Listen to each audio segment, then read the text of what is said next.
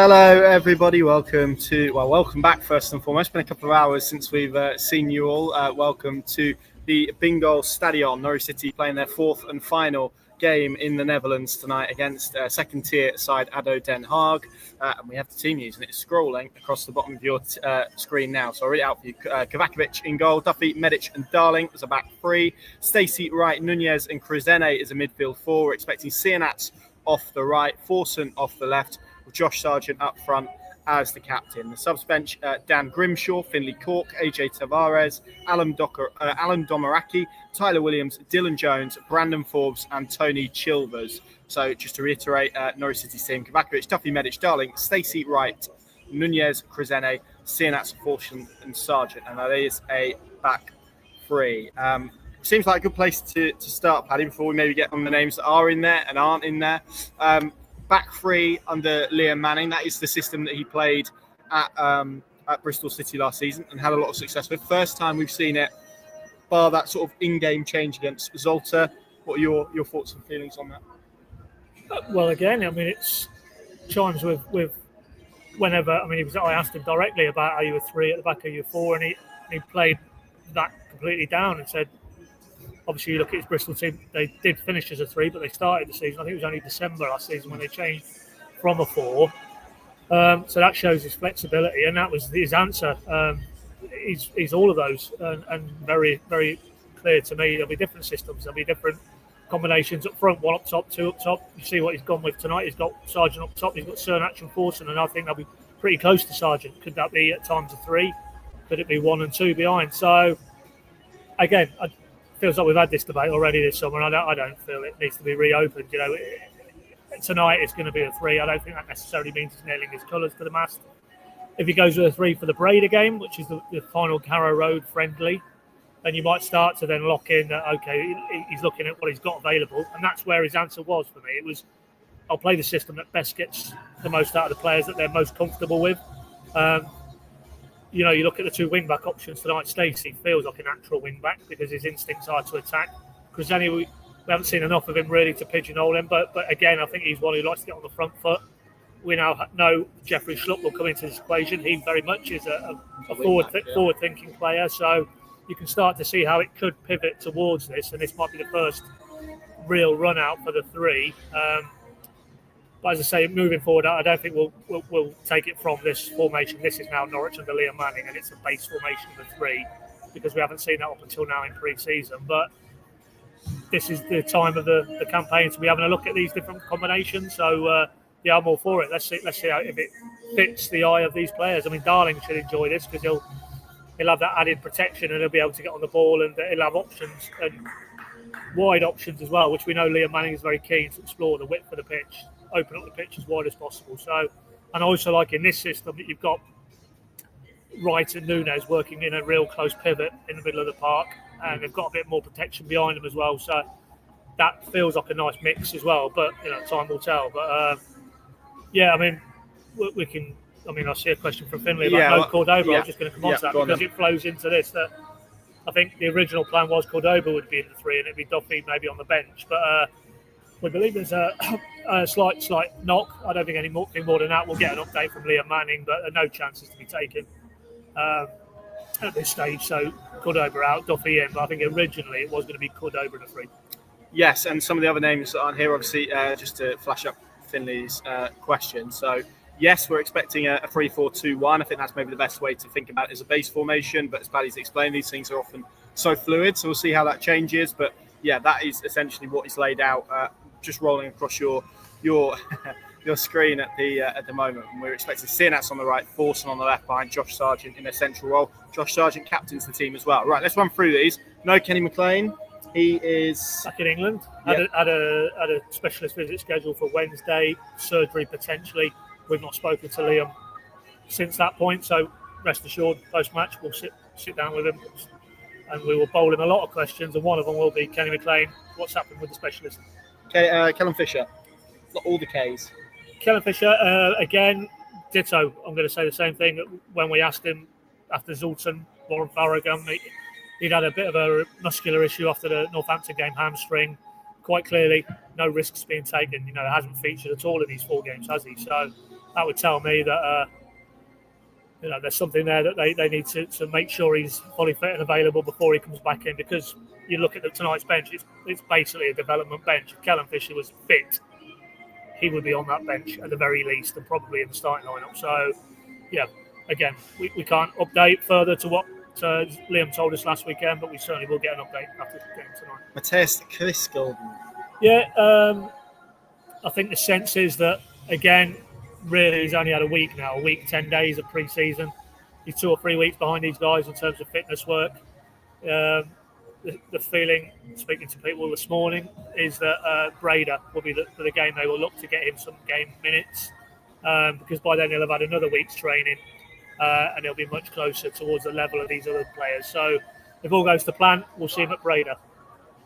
Yes, Josh Sargent does make it. I mean, we spoke about him earlier in the day, and people will have seen Rory McConville with the Terry Butcher-like headband that he had on earlier. A slight clash of heads, but he does make it, which is good news, and captains the team as well. He does, yeah. I mean, by all accounts, I've not seen him up close, but apparently he's got quite a raised around his eye where him and McConville have had quite a collision, and McConville, I think, came off probably slightly worse. He needed 4 stitches, although he was able to play today with that Butcher headband. But this morning there was a sense they just wanted to monitor Sargent in case there was any. This has happened yesterday, and just be careful. Concussion. Yeah. So the good news would be that they've done those checks, and both he and the sports science medical people are confident that isn't an issue, and he plays tonight, and that's good in the context of the stories midweek and about his future and that. But no, he's still very firmly part of the plans, and he's still very much an influential figure, and that's why he's got the captain's armband tonight. Very quickly, whilst I have a look, Neil's comment. Any hake tonight? I've had a lovely piece of salmon. Thank you very much, Neil. I don't really eat salmon, seasonal veg, and I really enjoyed it. It's restored my faith in fish meals in Holland. I must admit. Yes, and this for Dubai Canary. It is 7 p.m. here, local time, 6 p.m. in the UK. I'll let you work out what that is in the when compared with the Dubai clock.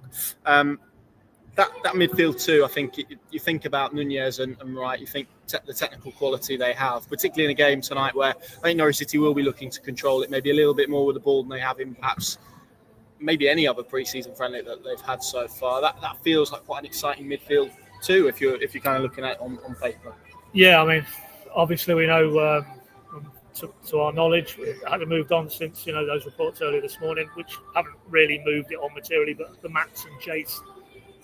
But there is clearly a path now that could open up that he comes into this equation down the track as a central midfield option. But park that for the minute. Of these available options in this group of players who are out here in Holland, for me, they're the two.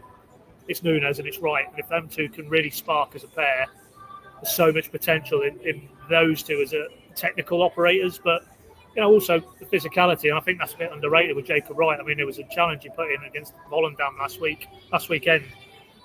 We were really up close. We were that close to the pitch, and you can almost feel the force of it.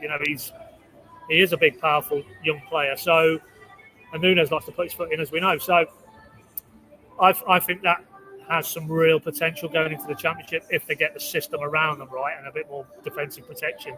Because those two on the ball could be quite an exciting trigger for what Norwich are trying to do in terms of when they have possession. So, the more games they get to play together, like Liam has said and we'll get another opportunity with Medic and Darling and Kovakovic, they've got to build those relationships because they're going to be key components of what you feel will be a first choice 11,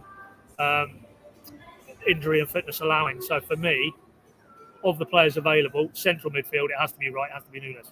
Yeah, I agree. And I mean, what do you think of this point from Dubai Canary? That is starting to look like a starting lineup with more signs. I guess it means with a view to Millwall. Certainly compared to what we saw this morning, that feels a lot more like a Championship 11, doesn't it? That you could expect Norwich City to start with against Millwall on the opening day in 2 weeks tomorrow. Yeah, I know we were saying that earlier. I mean, just zero in on, and I know we'll get into it, and there'll be more water to flow under the bridge. But if Sargent is here, come kick off at Millwall, and you're playing him, and you're playing Cernak and Forson behind him. Forson, if he continues his trajectory in pre-season so far, that's quite exciting. That's a very strong spearhead, and of course now we can add Jallo and potentially Jurasek to that equation as well. So Yeah, I agree. It does feel that 11 tonight does feel, with one or two exceptions, probably as strong as you could go. And again, given no issues fitness-wise between now and Millwall, I don't think they'll be too far removed from Millwall, yeah. And certainly, you think about, because we've spoken a lot about the new signings, there's been such a volume of them and the freshness that they've provided. But I think we're both in agreement. If Norwich City are going to kick on this year, it's players like Antti Sienats, like Amanko Thorson, who are going to Schwartau. Yeah, we could Cordoba as well. Probably amongst those four that are really going to have to find an extra gear to kick them on. It's going to be really fascinating to see how Sienats and Thorson do in this formation, whereby they can probably tuck themselves in a bit with obviously the width provided by Stacey and Preseason. Yeah, exactly that. Yeah, and that feels natural, certainly on the right-hand side. The Cernac's inclination is to cut inside off the right, so he's opening up that channel. That feels, again, very well balanced. Still a bit of a work in progress with Preseason and Thorson, inevitably, but I'm sure that's what Liam is looking for, to get that width into the game, stretch the play. Then you're giving the likes of, to go back to the previous point, Wright and Nunes more space to operate and show what they're all about on the ball.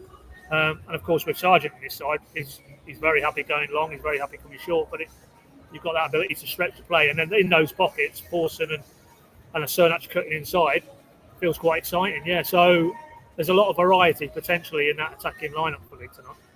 Yeah, agreed. I mean, just to reflect on the week that's been, really the week that we've been out here, but in general, the camp, the games that Norwich have had, I think we both maybe were debating this earlier in terms of the schedule, and I think Liam said himself maybe if he could change it and have done it differently, he would have done. But what have you made of the trip out here? Certainly from the clips that you see, and look, maybe people would say, well, it's easy at this stage of the season, it will be deeper into the season, but the sense you get is there's quite a lot of good vibes in amongst that group at the moment. Absolutely, yeah. I mean, and we were very fortunate. Big shout out to Dan Hawker, Norwich's head of comms, who's not a million miles away, but he was very good to get us into the training ground on Monday. And luckily enough, we had some time with Liam and Neil and Ben, and to observe at close quarters in that kind of environment is quite rare. But you do get a sense that they're very relaxed. But every touch point I've had with Liam Manning so far, you can also see that he knows what he wants. He knows exactly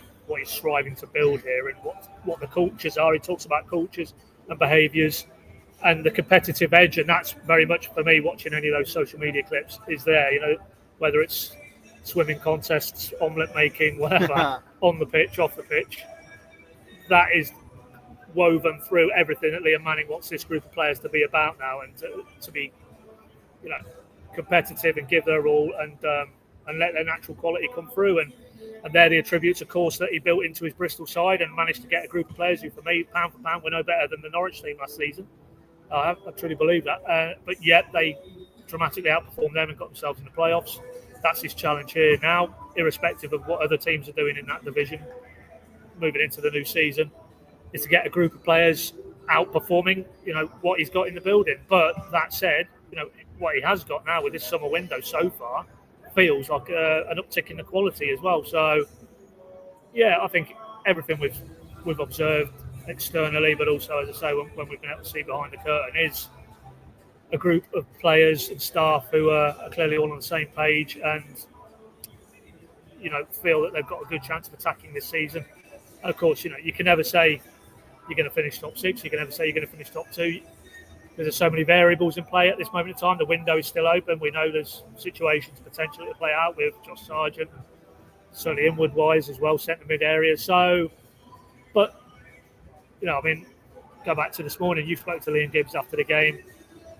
Did he not sort of almost, more or less what he said, but how he said it almost implied that this summer pre-season has felt far more focused, far more dialed in, more about what's ahead of them, which isn't a reflection necessarily or a criticism of Johannes and Glenn, but they devised like this pre-season in many ways, I think that's right. And he kind of made the point that it's been a tough camp. They've been out here for a long time. It can be tough when you're away from home for that period of time. 10 days they've been out here, 3 days on top of us, and he kind of made the point, well, actually, it's a good thing that they've experienced that, because when they get deep into a championship season, those are the qualities that they're going to need to overcome to have success. So I thought that was a really interesting point.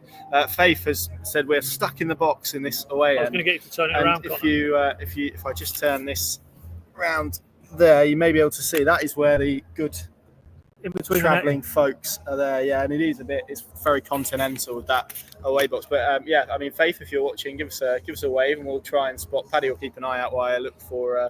There we go. Excellent, good to see you. And then I think we also had Matt down here somewhere. That was waving, wasn't it, Connor? I think it was waving. Yeah, we won't say anyways. Matt has said hello from the away end as well. So if Matt is watching, then. Hello to him as well, and I'm sure he can. Oh, that was Matt. That was Matt. Oh, okay, good stuff. That was Matt. Excellent. It's definitely away. But so a good number of yellow shirts in here, Pads, and this is quite a nice ground, isn't it? In terms of what we set up, and what people won't be able to see is that it's sort of a raised pitch. So where the playing surface is, there's one of these kind of big drops, sort of just outside of around the perimeter of the pitch, and it's it's weird to be in another stadium that's yellow and green. Really, it's quite rare. It's a bit disconcerting, if I'm honest. Yeah, even like the steps, like down to the bottom of the stand here, are all green and yellow alternated. And if they break out into on the ball City, then it will be very disconcerting. But well, maybe the away end will. But definitely better inside than out. I think we've agreed. You know, outside it's a bit soulless. It's a bit like a spaceship. Yeah, just a very corrugated iron kind of exterior, but inside. Yeah, lovely looking surface, and it'll be interesting what sort of a crowd we get tonight from the home areas. Because am I right in saying this is their final pre-season feature? I think they've got a few more. Yeah, I think they start the same weekend as Norwich, right. So I think they've still got a little bit of time. So, but that makes it an interesting game because two teams that are at similar stages of pre-season, which should make it nice and competitive. From Finley, I mean, it's nice actually. Third kit, it's nice to be dedicated an away kit, isn't it, to the Pinkin?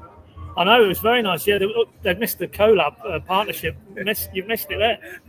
Well, you have, Daniel. You have missed out on an opportunity to get us on there with your pink kit. But thoughts on it? Well, I've said I quite like it. You went further than that earlier. You went, I would wear it. See, do you want to get on here?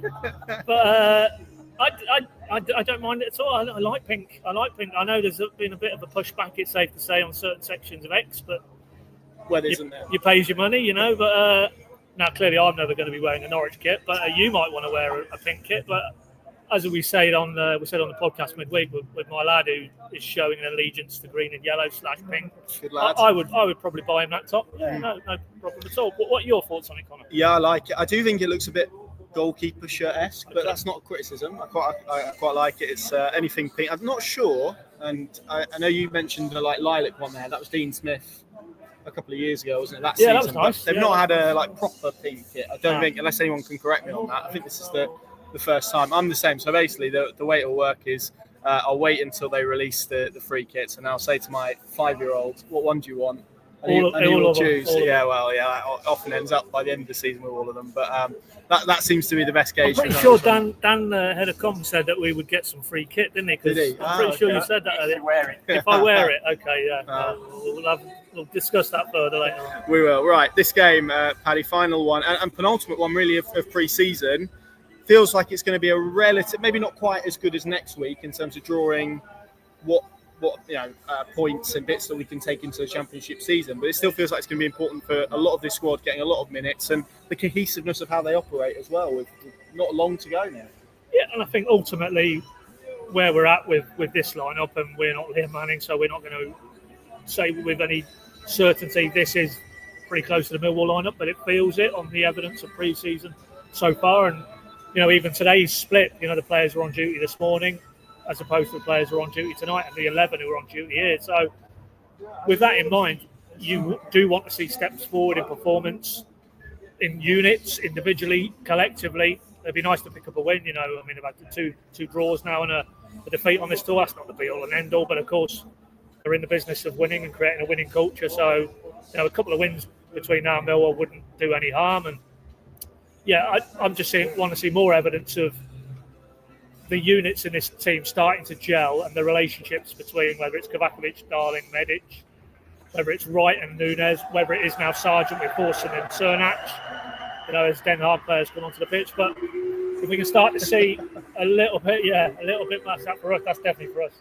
If we can see a little bit more of that coming out of tonight, ideally with a win, take it on again into Breda at Carr Road, then let's see where we are as the Norwich players, resplendent in pink, come out.